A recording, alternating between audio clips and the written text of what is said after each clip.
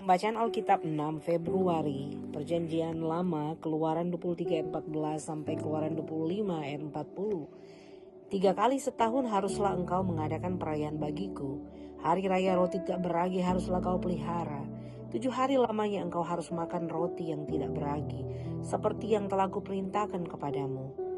Pada waktu yang ditetapkan dalam bulan Abib, sebab dalam bulan itulah engkau keluar dari Mesir. Tetapi janganlah orang menghadap ke hadiratku dengan tangan hampa. Kau peliharalah juga hari raya menuai, yakni menuai buah bungaran dari hasil usahamu, menabur di ladang. Demikian juga hari raya pengumpulan hasil pada akhir tahun, apabila engkau mengumpulkan hasil usahamu dari ladang. 3 kali setahun semua orangmu yang laki-laki harus menghadap ke hadirat Tuhanmu. Tuhan, janganlah kau persembahkan darah korban sembelihan yang kepadaku beserta sesuatu yang beragi. Dan janganlah lemak korban hari rayaku bermalam sampai pagi. Yang terbaik dari buah bungaran hasil tanahmu haruslah kau bawa ke dalam rumah Tuhan Allahmu. Janganlah kau masak anak kambing dalam susu induknya. Sesungguhnya aku mengutus seorang malaikat berjalan di depanmu untuk melindungi engkau di jalan, untuk membawa engkau ke tempat yang telah kusediakan. Jagalah dirimu di hadapannya dan dengarkanlah perkataannya. Janganlah engkau mendurhaka kepadanya, sebab pelanggaranmu tidak akan diampuninya, sebab namaku ada di dalam dia. Tetapi jika engkau sungguh-sungguh mendengarkan perkataannya dan melakukan segala yang kufirmankan, maka aku akan memusuhi musuhmu dan melawan lawanmu. Sebab malaikatku akan berjalan di depanmu dan membawa engkau kepada orang Amori, orang Het, orang Feris, orang Kanaan, orang Hewi dan orang Yebus, dan aku akan melenyapkan mereka. Janganlah engkau sujud menyembah kepada Allah mereka atau beribadah kepadanya, dan janganlah engkau meniru perbuatan mereka. Tapi haruslah engkau memusnahkan sama sekali patung-patung berhala buatan mereka dan tugu-tugu berhala. Mereka haruslah kau remukan sama sekali. Tetapi kamu harus beribadah kepada Tuhan Allahmu, maka ia akan memberkati roti makananmu dan air minumanmu. Dan aku akan menjauhkan penyakit dari tengah-tengahmu. Tidak akan ada di negerimu perempuan yang keguguran atau mandul.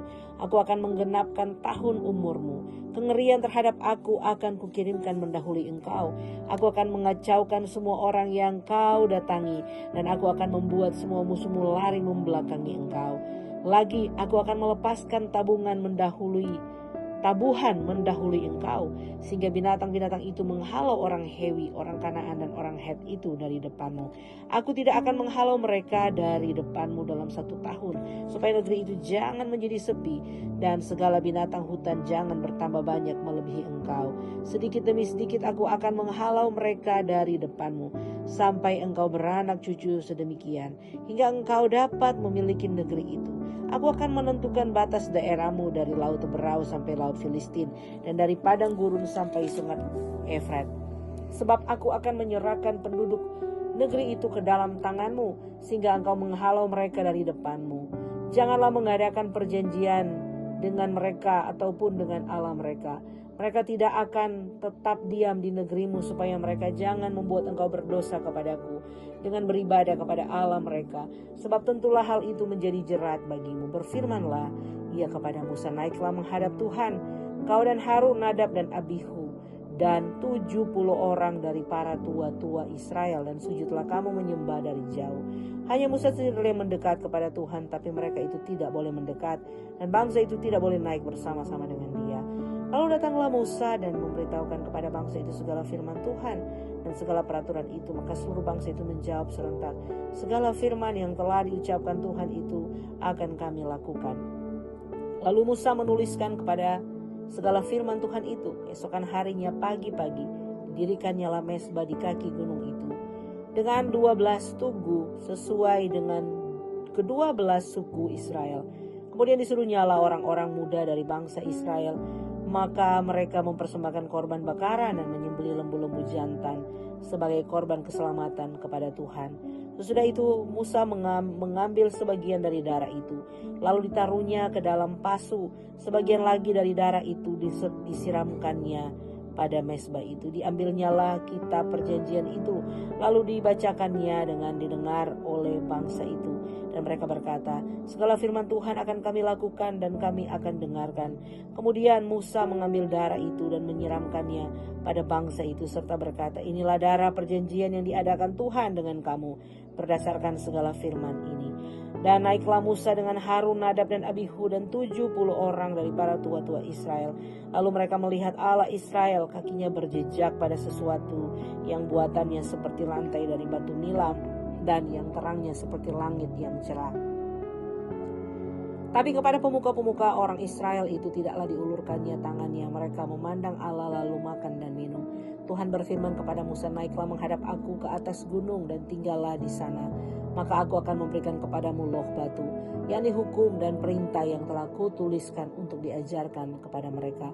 Lalu bangunlah Musa dengan Yosua abdinya. Maka naiklah Musa ke atas gunung Allah itu.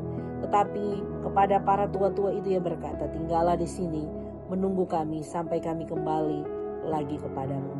Bukankah Harun dan Hur bersama-sama dengan kamu? Siapa yang ada perkaranya datangnya kepada mereka.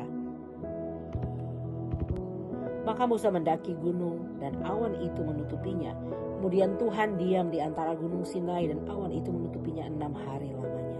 Pada hari ke-7 dipanggilnyalah Musa dari tengah-tengah awan itu. Tampaklah kemuliaan Tuhan, segala api yang menghanguskan di puncak gunung itu pada pemandangan orang Israel. Masuklah Musa ke tengah-tengah awan itu dengan mendaki gunung itu. Lalu tinggallah ia di atas gunung itu 40 hari dan 40 malam lamanya. Berfirmanlah Tuhan kepada Musa, katakanlah kepada orang Israel supaya mereka memungut bagiku persembahan khusus. Dari setiap orang yang terdorong hatinya haruslah kamu pungut persembahan khusus kepadaku itu. Inilah persembahan khusus yang harus kamu pungut dari mereka. Emas, perak, tembaga, kain ungu tua, kain ungu muda, kain kemisi, lenan halus, bulu kambing, kulit domba jantan yang diwarnai merah, kulit lumba-lumba dan kayu penaga, minyak untuk lampu, rempah-rempah untuk minyak urapan dan untuk ukupan dari wangi-wangian, permata kristopras dan permata tatahan, untuk baju efod dan untuk tutup dada. Dan mereka harus membuat tempat kudus bagiku supaya aku akan diam di tengah-tengah mereka menurut segala apa yang kutunjukkan kepadamu, sebagai contoh kemah suci dan sebagai contoh segala perabotannya. Demikianlah harus kamu membuatnya. Haruslah mereka membuat tabut dari kayu penaga 2,5 hasta panjangnya, lalu 1/2 hasta lebarnya dan 1,5 hasta tingginya. Haruslah engkau menyalutnya dengan emas murni, dan dari dalam dan dari luar engkau harus menyalutnya, dan di atasnya harus kau buat bingkai emas sekelilingnya. Haruslah engkau menuang 4 gelas emas untuk tabut itu, dan pasanglah gelang itu pada keempat penjurunya, yaitu 2 gelang pada rusuknya dan yang satu, dan 2 gelang pada rusuknya yang kedua. Engkau harus membuat kayu pengusung dari kayu penaga dan menyalutnya dengan emas. Haruslah engkau memasukkan kayu pengusung itu ke dalam gelang yang ada pada rusuk tabut itu, supaya dengan itu tabut dapat diangkat. Kayu pengusung itu haruslah tetap tinggal dalam gelang itu, tidak boleh dicabut dari dalamnya. Dalam tabut itu haruslah kau taruh loh hukum yang akan kuberikan kepadamu. Juga engkau harus membuat tutup pendamaian dari emas murni, 2,5 hasta panjangnya dan 1,5 hasta lebarnya. Dan haruslah kau buat 2 kerup dari emas, kau buatlah itu dari emas tempaan pada kedua ujung tutup pendamaian itu. Buatlah 1 kerup pada ujung sebelah sini dan 1 kerup pada ujung sebelah sana, seiras dengan tutup pendamaian itu. Kamu buatlah kerup itu di atas kedua ujungnya. Kerup-kerup itu harus mengembangkan kedua sayapnya ke atas, sedang sayap-sayapnya menudungi tutup pendamaian itu, dan mukanya menghadap kepada masing-masing. Kepada tutup pendamaian itulah harus menghadap muka kerup-kerup itu. Haruslah kau letakkan tutup pendamaian itu di atas tabut, dan dalam tabut itu engkau harus menaruh loh hukum yang akan kuberikan kepadamu. Dan di sanalah aku akan bertemu dengan engkau, dan dari atas tutup pendamaian itu, dari antara kedua kerup yang di atas tabut hukum itu, aku akan berbicara dengan engkau dengan segala sesuatu yang akan kuperintahkan kepadamu untuk disampaikan kepada orang Israel. Lagi haruslah engkau membuat meja dari kayu penaga 2 hasta panjangnya, sehasta lebarnya, dan 1,5 hasta tingginya.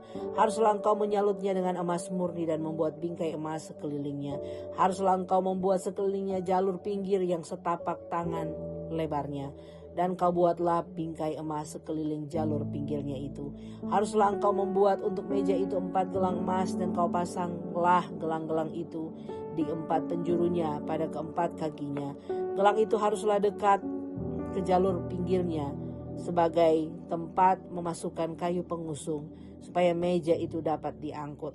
Haruslah engkau membuat kayu pengusung itu dari kayu penaga dan menyalutnya dengan emas. Dan dengan itulah meja harus diangkut.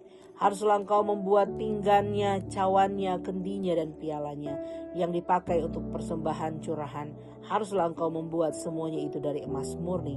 Dan haruslah engkau tetap meletakkan roti sajian di atas meja itu di hadapanku. Haruslah engkau membuat kandil dari emas murni, dan emas tempaan harus kandil itu dibuat. Baik kakinya, baik batangnya, kelopaknya, dengan tombolnya dan kembangnya, haruslah seiras dengan kandil itu.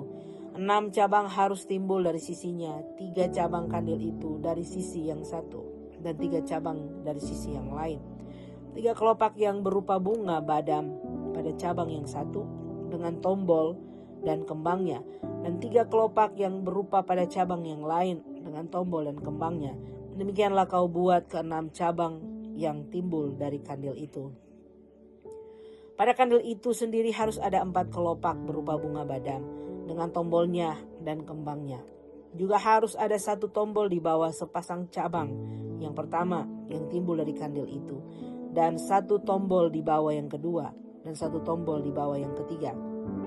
Demikianlah juga kau buat ke-6 cabang yang timbul dari kandil itu. Tombol dan cabang itu harus timbul dari kandil itu, dan semua itu haruslah dibuat dari sepotong emas tempaan yang murni. Haruslah kau buat pada kandil itu 7 lampu, dan lampu-lampu itu haruslah dipasang di atas kandil itu, sehingga diterangi yang di depannya. Sepitnya dan penadanya haruslah dari emas murni. Dari 1 talenta emas murni haruslah dibuat kandil itu dengan segala perkakasnya itu. Dan ingatlah bahwa engkau membuat semuanya itu menurut contoh yang telah ditunjukkan kepadamu di atas gunung itu. Pembacaan dari Perjanjian Baru, Matius 24 ayat 29 sampai 51. Segera sesudah siksaan pada hari itu, matahari akan menjadi gelap dan bulan tidak bercahaya, dan bintang-bintang akan berjatuhan dari langit, dan kuasa-kuasa langit akan goncang.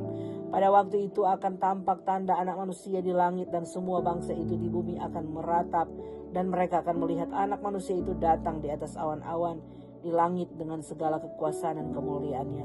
Dan ia akan menyuruh keluar malaikat-malaikatnya dengan meniup sangkakala yang dahsyat bunyinya, dan mereka akan mengumpulkan orang-orang pilihannya dari keempat penjuru bumi, dari ujung langit yang satu ke ujung langit yang lain. Tariklah pelajaran dari perumpamaan tentang pohon ara. Apabila ranting-rantingnya melembut dan mulai bertunas, kamu tahu bahwa musim panas sudah dekat. Demikian juga jika kamu melihat semuanya ini, ketahuilah bahwa waktunya sudah dekat, sudah di ambang pintu. Aku berkata kepadamu, sesungguhnya angkatan ini tidak akan berlalu sebelum semuanya ini terjadi. Langit dan bumi akan berlalu, tapi perkataanku tidak akan berlalu. Tetapi tentang hari dan saat itu tidak seorang pun yang tahu, malaikat-malaikat di surga tidak, dan anak pun tidak, hanya Bapa sendiri. Sebab sebagaimana halnya pada zaman Nuh, demikian pula halnya kelak pada kedatangan Anak Manusia. Sebab sebagaimana mereka pada zaman sebelum air bah itu makan dan minum, kawin dan mengawinkan, sampai kepada hari Nuh masuk ke dalam bahtera, dan mereka tidak tahu akan sesuatu. Sebelum air bah itu datang dan melenyapkan mereka semua, demikian pula lah halnya kelak pada kedatangan Anak Manusia. Pada waktu itu kalau ada 2 orang di ladang, yang seorang akan dibawa dan yang lain akan ditinggalkan. Kalau ada 2 orang perempuan sedang memutar batu kilangan, yang seorang akan dibawa dan yang lain akan ditinggalkan. Karena itu berjaga-jagalah, sebab kamu tidak tahu pada hari mana Tuhanmu datang. Tetapi ketahuilah ini, jika tuan rumah tahu pada waktu mana pada malam hari pencuri akan datang, sudahlah, pasti ia berjaga-jaga dan tidak akan membiarkan rumahnya terbongkar. Sebab itu hendaklah kamu juga siap sedia, karena Anak Manusia datang pada saat yang tidak kamu duga. Siapakah hamba yang setia dan yang bisa bijaksana, yang diangkat oleh tuannya atas orang-orangnya untuk memberikan kepada mereka makanan pada waktunya? Berbahagialah hamba yang didapati tuannya melakukan tugasnya itu ketika tuannya itu datang. Aku berkata kepadamu, sesungguhnya tuannya itu akan mengangkat dia menjadi pengawas segala miliknya. Akan tetapi apabila hamba itu jahat dan berkata di dalam hatinya, Tuanku tidak datang-datang, lalu ia mulai memukul hamba-hamba lain dan makan minum bersama-sama pemabuk-pemabuk, maka tuan hamba itu akan datang pada hari yang tidak disangkakannya dan pada saat yang tidak diketahuinya, dan akan membunuh dia dan membuat dia senasib dengan orang-orang munafik. Di sanalah akan terdapat ratapan dan kertakan gigi. Pembacaan dari Mazmur 30 ayat 2 sampai 13. Aku akan memuji Engkau ya Tuhan, sebab Engkau telah menarik aku ke atas dan tidak memberi musuh-musuhku bersuka cita atas aku. Tuhan Allahku, kepadamu aku berteriak minta tolong, dan Engkau telah menyembuhkan aku. Tuhan, Engkau mengangkat aku dari dunia orang mati. Engkau menghidupkan aku di antara mereka yang turun ke liang kubur. Nyanyikanlah mazmur bagi Tuhan, hai orang-orang yang dikasihinya, dan persembahkanlah syukur kepada namanya yang kudus. Sebab sesaat saja ia murka, tapi seumur hidup ia murah hati. Sepanjang malam ada tangisan, menjelang pagi terdengar sorak-sorai. Dalam kesenanganku berkata, aku tak akan goyah untuk selama-lamanya. Tuhan, oleh karena Engkau berkenan, Engkau telah menempatkan aku di atas gunung yang kokoh. Ketika Engkau menyembunyikan wajah-Mu, aku terkejut. Kepadamu ya Tuhan aku berseru, dan kepada Tuhanku aku memohon. Apakah untungnya kalau darahku tertumpah, kalau aku turun ke dalam lubang kubur? Dapatkah debu bersyukur kepadamu dan memberitakan kesetiaanmu? Dengarlah Tuhan dan kasihanilah aku. Tuhan jadikanlah penolongku.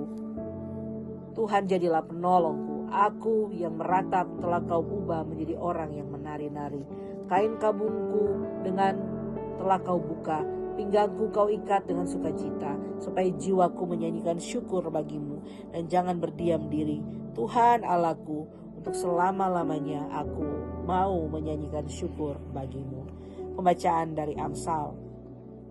Hikmat hari ini, Amsal 7 ayat 24 sampai 27. Oleh sebab itu, hai anak-anak, dengarkanlah aku, perhatikanlah perkataan mulutku.